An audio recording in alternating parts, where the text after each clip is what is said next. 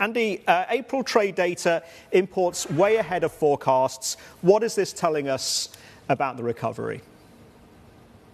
Good morning, Steve. I'll always take good news on China these days, but I think that the good trade news is not one of the more important things that investors should be thinking about, because we need to remember that China is now a domestic demand story.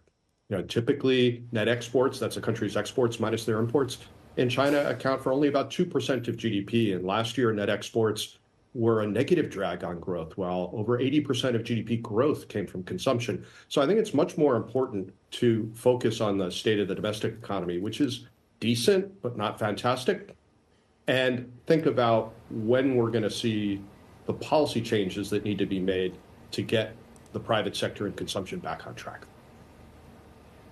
Arguably, Andy, good morning to you. Good evening, your time. Another story that investors should be paying attention to is this news out of the US overnight, Asia time, that they've slapped 37 more Chinese entities on this trade restriction list. I mean, how challenging is this for companies stateside or just globally and investors alike to try to operate in China when you've got to question, of course, doing business with some of these companies? And if you're not doing business with some of these companies, then the question is who's working with who?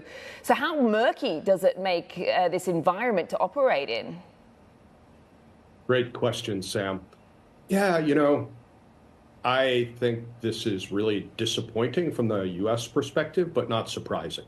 I think regardless of who wins the U.S. elections in November, U.S.-China relations are going to continue to deteriorate. We're going to see a continued proliferation of export controls and probably tariffs as well. But this is kind of self-defeating.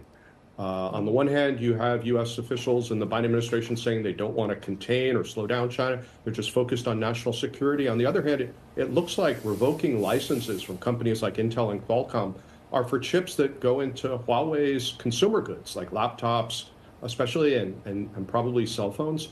It doesn't make a lot of sense. And I also think that the hit is going to be harder on the U.S. companies than it is on the Chinese companies. Huawei has found ways to work around this. Just recently, the New York Fed did a study on this, and their conclusion was the same, that the biggest losers from these kinds of tech restrictions are the U.S. companies, not the Chinese companies. And I think experience tells us that when the U.S. cracks down like this on Chinese tech, it just drives more innovation and motivation to succeed in China.